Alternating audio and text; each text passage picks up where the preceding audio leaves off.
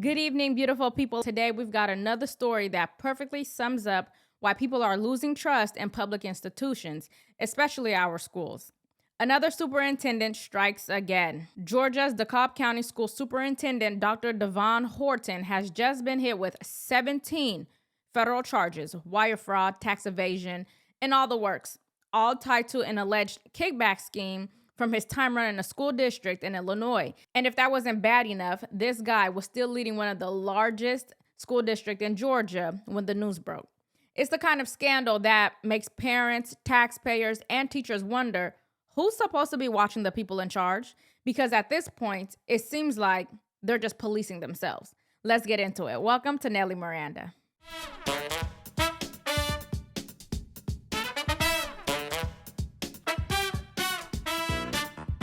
Now, Dr. Devon Horton was indicted on several federal charges, and we've also learned that Norman Sauce III will be acting as interim superintendent as this all is investigated. All in favor, please raise hands.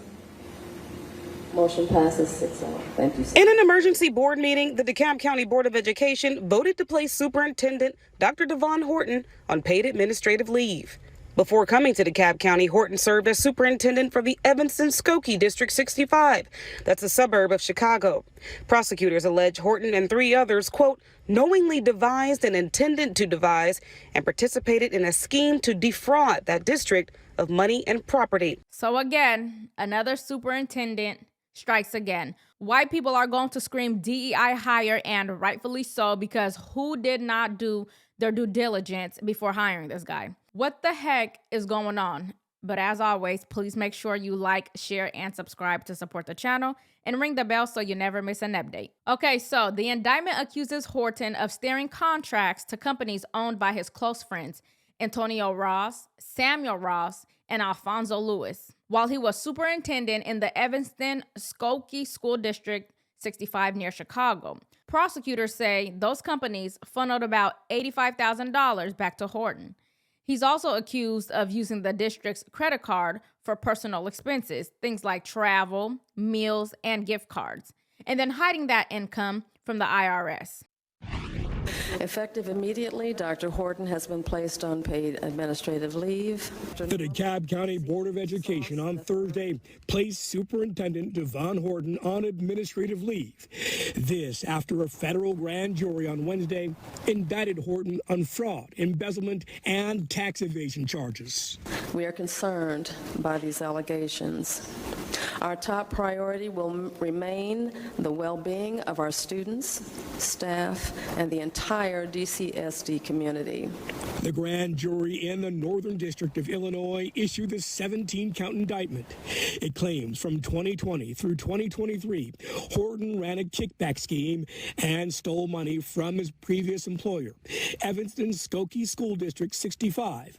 That's where he served as superintendent before DeKalb. It accuses Horton of giving more than $280,000 in contracts to three friends and getting more than $80,000 in kickbacks. The indictment accuses three other men in the scheme, Antonio Ross, Samuel Ross, and Alfonso Lewis. The indictment also accuses the men of creating companies and billing for services they did not provide to the Evanston-Skokie and Chicago school districts. Now, let's pause there because we're not talking about some small town district with loose rules. Evanston is one of the most progressive areas in the country. They preach equity, diversity, inclusion, all the buzzwords, but somehow they miss the part about accountability. I think overly progressive counties will always fall victim to these types of characters. Radical empathy, as coined by our last superintendent in Des Moines, Ian Roberts, will get you right here. But before Devon Horton took over as superintendent in DeKalb, one parent admitted that he had concerns about the hiring decision, but decided to wait and see how Horton would perform. Take a look at this clip. Today, new district superintendent Dr. Devon Horton shared more details on his plan to restructure the district's central office. One parent I spoke with who said he was initially hesitant about Horton's appointment says he's willing to wait and see. In his first press conference as DeKalb County's new superintendent, Dr. Devon Horton outlined his plans for the school district. Make sure that we're giving our best efforts at all times for all of our families and students. This comes a few weeks after he unveiled a new plan to restructure the district's central office. But one of the big concerns ahead of the school year was the shortage of teachers and staff. Last year, at this time, we had close to 300 vacancies. This year, we're a little bit under 400.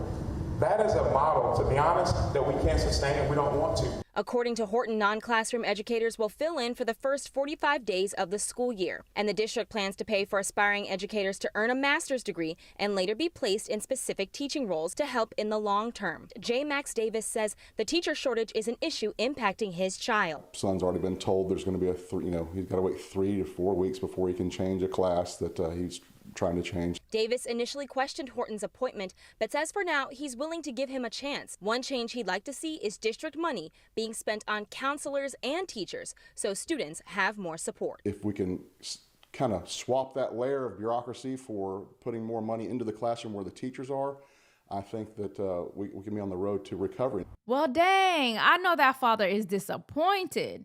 His intuition was correct. Devon Horton was not a good fit for the job. Dr. Devon Horton made headlines back in 2021 when 2 6th graders were accused of a so-called hate crime after nooses were found at a playground. Horton jumped in front of the cameras, calling it a deliberate and specific act of hate. Later, investigative reports found that the story wasn't even true.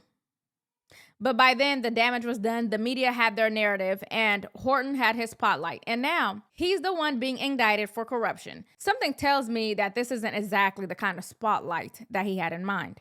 So, what does this say about our education leadership pipeline? I think we have created an entire class of bureaucrats who jump from one district to another, cashing 6-figure salaries, talking about transformative education, while taxpayers foot the bill for their mismanagement. Federal prosecutors say Horton worked hand in hand with his friends, all longtime colleagues from Chicago's public school system, to rig the bidding process for contracts. We're talking about fake invoices, padded costs, and sweetheart deals. And while the kids in his district sat in an outdated classroom, the superintendent was allegedly pocketing cash. They always talk a good game about being all for the kids, though maybe they might have been for the kids to some degree. But they're in it for themselves first. This is what Horton's lawyer had to say about his client. His attorney says in part, quote, Dr. Horton is eager to address his case in court so he can return his focus to bettering the lives and education of children, which has been his passion throughout his professional career. Quote, the allegations in Chicago relate to conduct that is several years old and have nothing whatsoever to do with his very successful work on behalf of students and families and teachers in DeKalb County. Now, you would think what he did in Illinois would trigger red flags before he landed another top job, right? Nope, because just a year later, the DeKalb County School Board, one of the biggest in Georgia, hired Horton as their new superintendent. And get this, when the hiring was first announced, several board members and parents raised concerns, but they were told to be quiet, that criticizing Horton could be seen as racially insensitive. Political correctness literally overrode due diligence. One former board member even told the Center Square she had serious concerns about Horton's past but was ignored. So either the board didn't do a proper background check or they ignored what they found because it didn't fit the narrative. It did not fit the image that they wanted. Now, the interim superintendent, Norman Sauce, is the 11th DeKalb County superintendent in the last 11 years. A former school board member tells me that's chaotic. And she says the former superintendent, Horton, never should have been hired because of all the red flags. Now, former school board member Dr. Joyce Morley says she's not surprised that Horton has been indicted. And she's sad mostly for the children in the district. Morley says Devon Horton's hire was ill-advised. So back in April of 2023, Morley was the sole dissenting voice on the school board in the 6-1 vote to hire Horton. Morley stepped down after an ethics complaint and didn't run for re-election. And now she thinks every board member who voted for Horton should be removed. There were things going on in Evanston that weren't in order. And so we ignored those things, at least the board didn't. I didn't ignore it. I knew and I saw those things happening. And so sometimes the seeds that you plant is the harvest that you're going to get. And we allowed those seeds to be planted where we ignored things. We ignored the red flags. We ignored what went on in Evanston. Morley also tells me that when she was still on the board, she requested an audit for the school board. She tells me now she hopes the district attorney will get involved. And that right there, that is the problem with the modern education bureaucracy. It is not about competence anymore. It's about optics, politics, and protecting your own. You can burn through millions of taxpayer dollars as long as you check the right ideological boxes. You'll keep getting promoted. It is a nonsense. Now that Horton's under indictment, DeKalb County has placed him on paid administrative leave. Yes, paid leave. So while facing federal charges, he is still collecting a salary from taxpayers. The board says they'll do an internal investigation, but that's just PR talk. The real accountability won't come until a judge hands down a verdict. Let's be honest, we've seen this pattern before. The bigger the school district, the more insulated the leadership becomes. You cannot fire them easily, and you cannot question them without being accused of bigotry. And you definitely cannot expect transparency. Meanwhile, students fall behind, teachers get blamed, and administrators walk away with pensions and bonuses. Here's what some parents had to say about the investigation into Dr. Horton. It's actually disappointing for his parents. And it was an unnerving one for parents like Elsheree McMillan. And unfortunately, we don't have a superintendent currently at the moment. So hopefully the problem, this doesn't happen again. Very shocked. I hope it gets resolved, and I hope we can do better with our leadership.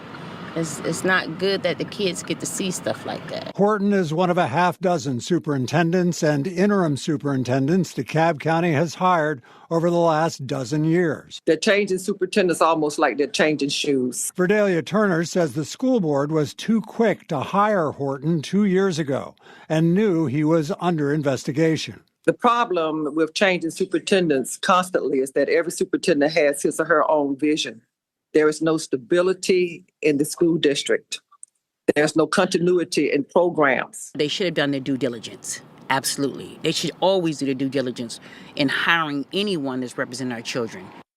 This story should be a wake-up call, not just for Georgia, but for the entire country. We've allowed our education system to become a breeding ground for bureaucratic arrogance. Parents are treated like outsiders. School boards act like corporate boards, and superintendents see themselves as mini politicians. And when corruption like this happens, it's always the same response. We're launching an internal review. No, we do not need another internal review. We need criminal accountability. We need independent audits, and we need to start empowering parents and local communities again. Hell, just homeschool your children if you can. But think about this. While all of this was going on, Horton was making over $300,000 a year. He was flying around, giving speeches on equity and education, telling teachers to confront systemic bias. And meanwhile, he was allegedly running a kickback operation with his buddies. You can't make this stuff up. And if you look at his track record, it is not shocking. He has filed for personal bankruptcy twice, surrounding himself with politically connected insiders, and still managed to climb the ladder. That is not meritocracy. That is the swamp dressed up in academic language, fighting for your children's education. I think that this case proves why decentralizing power matters. When bureaucrats get too big, corruption follows. We need smaller, more accountable districts, not these massive education empires that operate like political machines. The lesson here isn't just don't steal, because that should be common sense. It's that the structure itself, the unaccountable layers of power, the lack of transparency creates the conditions for abuse. And unless that changes, we're going to keep seeing stories just like this. But what do you think? Should superintendents be elected by the community instead of appointed by school boards? And here's a big one. Do you think woke politics and lack of accountability are connected? Let me know your thoughts in the comments, and if honest commentary brings you value, please make sure you like, share, and subscribe to support the channel, and tap the notification bell so you never miss an update. And if you missed my video on Letitia James' indictment, yes, that one's getting wilder by the day. I'll link it right up here. Thanks so much for watching, and I'll see you in the next one.